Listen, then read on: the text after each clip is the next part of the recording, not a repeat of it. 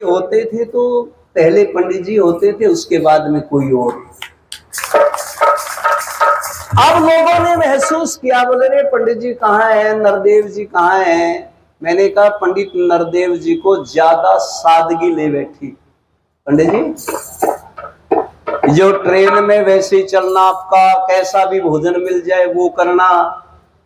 लोग प्रमाण देते हैं आर्य समाज के भजनोपदेशकों में सबसे सादगी पूर्ण कौन व्यक्ति है, तो लोग कहते हैं पंडित नरदेव जी हैं। इतनी भी सादगी काम नहीं आती। मुझे पता लगा पंडित जी को बाईपास सर्जरी करवा दी लोगों ने। रात के 2-2 बजे तक भजन सुने उधर इलाके में। बाद में पंडित जी बोलेंगे, पहले हम बोल लेते थे और लोग देखते थे पंडित नरदेव जी कहाँ बैठे, बोले गजेंद्र जी के पीछे बैठे, ऐसे यूं बैठे है? तो ऐसे महान विद्वान इस धरती के ऊपर कवि पैदा हुए। मैं तो कहता हूं मैं धन्य हो गया इस धरती के ऊपर आकर। नमन करता हूं आदरणीय पंडित जी को। बहनों और भाइयों, और जब इनकी कविताएं गाते हैं हम, देखो लोगों ने जोशीली कविताएं भी बहुत बनाई हैं, लेकिन पंडित जी ने गीत बनाया जिस समय झांसी के किले को अंग्रेजों ने घेर लिया।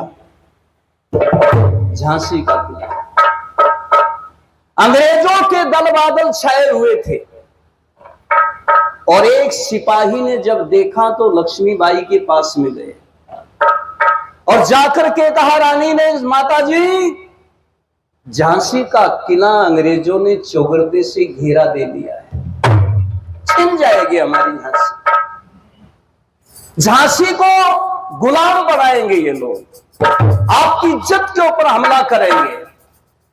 बहनों और भाइयों, माताओं, सज्जनों, जब रानी लक्ष्मीबाई ने इस बात को सुना, खड़ी हो गई और डांट पिलाते हुए गरज करके सिपाही से कहती, अरे ओ कायर, तुझे पता नहीं है झांसी की मालिक, झांसी की रक्षक तुम्हारी माता लक्ष्मीबाई अभी जिंदा है, और बेटा जब तक लक्ष्मीबाई जिंदा है तब तक झांसी के किले की तरफ आंख उठा करके भी कोई देखेगा ना, उसकी आंखें निकाल लूंगी।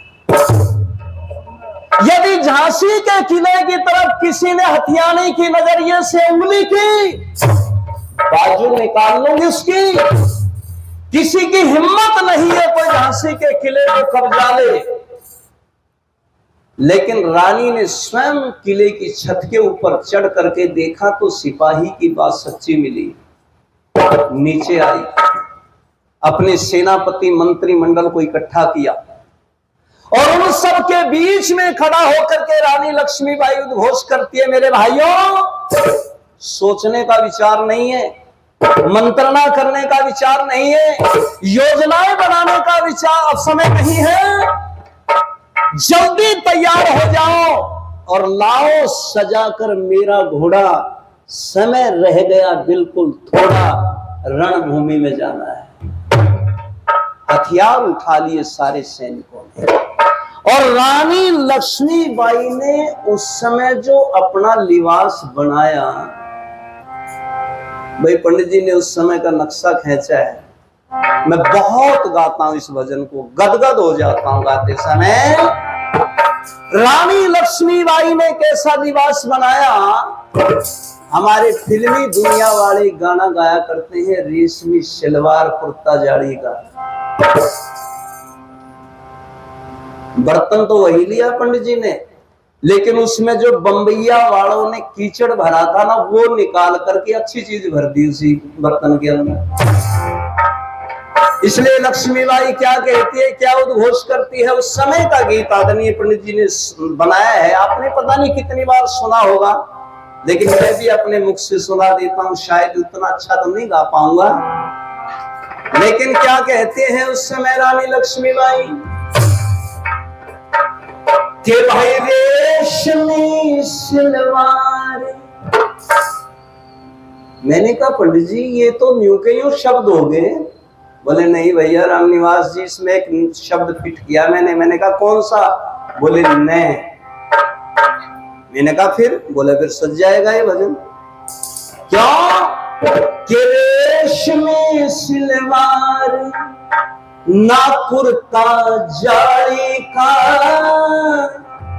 ये पहनावा नहीं था मेरी बहनों लक्ष्मीबाई बस। कैसा था? अच्छा लगे तो ताली बजा दियो पंडित जी के लिए। कि था के शैया वाला हंसी वाली रेशमी सिलवार ना कुर्ता जाड़ी का, था के शैया वाला हंसी वाली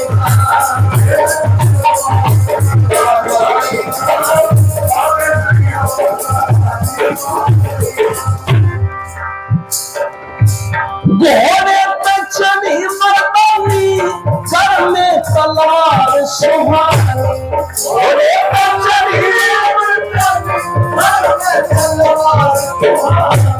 लड़ने को चली छतरानी, बन गई वीर सैलानी रूप धड़काई का। आके शैया आके शैया आके शैया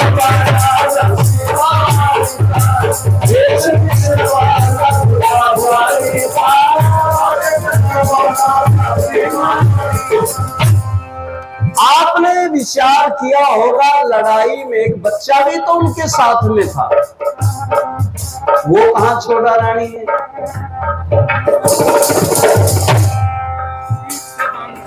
बच्चा कहां छोड़ा? मैंने कहा वो किसी पाखंडी गुरुजी की चेली थोड़ा दी बच्चों को छोड़कर अकेली चली जाए। वो तो युद्ध में गई हुई थी। और बेटा दामोदर वो कहा था? तालिया बांध कमर में लड़ती बेफिक्र समर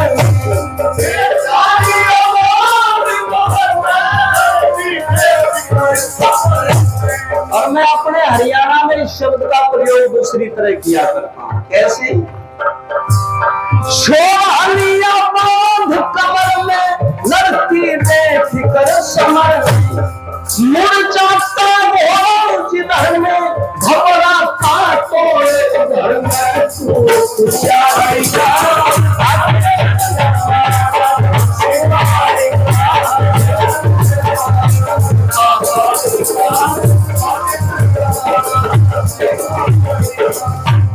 अच्छा मैं पूछना चाहता हूं बछामदी से कितने व्यक्ति आए हैं यहाँ पर? एक बार हाथ खड़ा करें मेरी बहनें माताएं, कितने सज्जन? बहुत वाह। अच्छा पंडित जी से पहले भी आर्य समाज का पता था क्या बछामदी वालों को? हाँ हाँ बिल्कुल था, जब तो पंडित जी निकले उस धरती के ऊपर से, उस भूमि के ऊपर से। लेकिन बछामदी वालों इस बात पर को आपको गर्व करना ही पड़ेगा, स्वाभिमान। ये सारे भारतवर्ष के ऐसे उच्च कोटि के कवि हैं भजनोपदेशक के, कोई भी भजनोपदेशक बड़े से लेकर के छोटे तक ऐसा नहीं है जो पंडित जी के गीतों को नहीं गाया जाता। इतनी सरल भाषा में। और रानी की लड़ाई गजब की लड़ाई थी। रानी की देख लड़ाई देखते अंग्रेज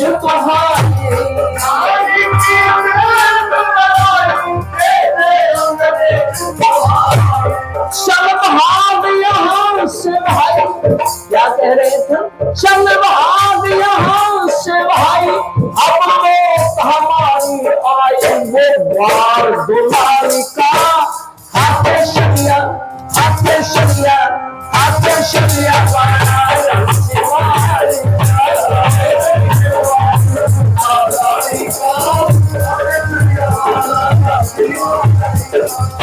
लड़ती चली गई रानी लक्ष्मीबाई कहां तक?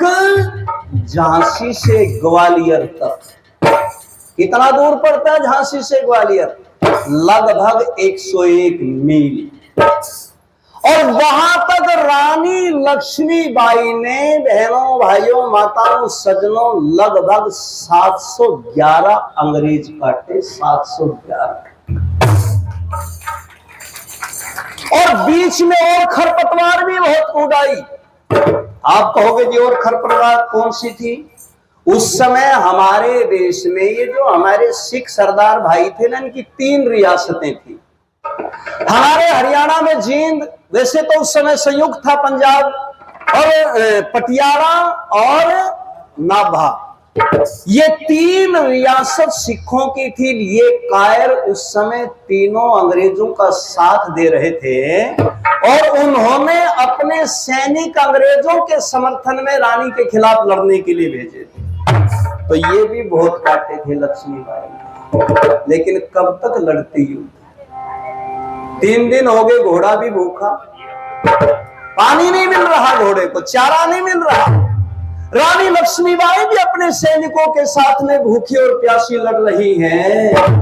और एक ऐसी घटना घट गई कि झांसी का किला हाथों से चला गया। ऐसी दुर्घटना क्या हुआ, सुनो अगली बात। रानी का बल था थोड़ा, फिर भी ना मुखड़ा मोड़ा। रानी का बल है थोड़ा, फिर भी ना मुखड़ा मोड़ा। अधिक थे घोड़े, थक चुका बहुत था घोड़ा। उस बलशाली का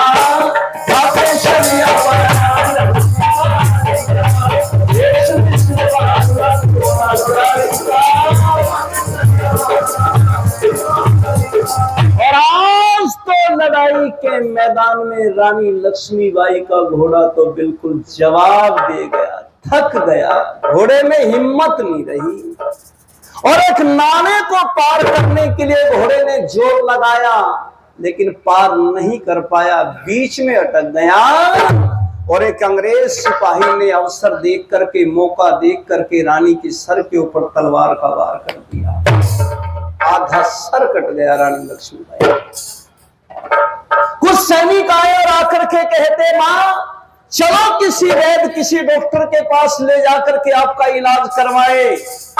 अपना दुपट्टा सर के ऊपर बांधा रानी लक्ष्मीबाई ने और अपने सैनिकों से कहती, भैया जब तक मैं डॉक्टर के पास जाऊंगी, इलाज करवाऊंगी, पट्टी मरहम करवाऊंगी, मेरी झांसी तो जा चुकी होगी मेरे हाथों से, और मैं जीते जी अपनी झांसी को अपने हाथों से जाने नहीं दूंगी।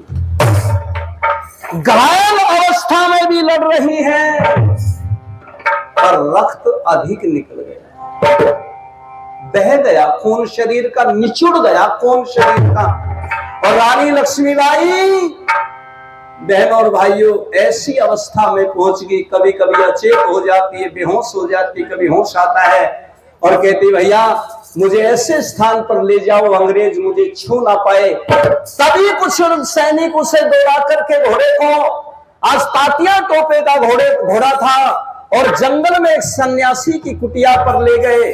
और वहां जाकर के हाथ जोड़ करके रानी ने कहा, स्वामी जी मेरा दाह संस्कार कर देना, मेरी लाश भी अंग्रेजों को नहीं मिलनी चाहिए। और ऐसा कहते कहते सदा सदा के लिए आंखें बंद हो गई और रानी चली गई। इसलिए पंडित जी ने अंतिम पंक्तियों में लिख दिया, क्या तुझे धन्य लक्ष्मीबाई,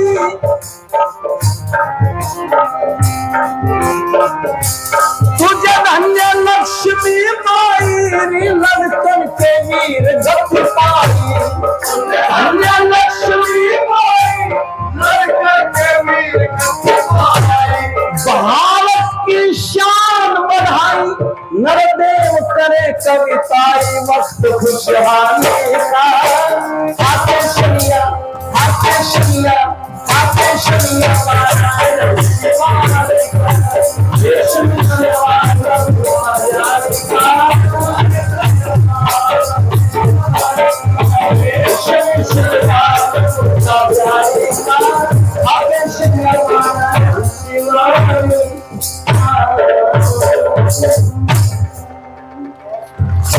पंडित नरदेव जी की बहुत धन्यवाद।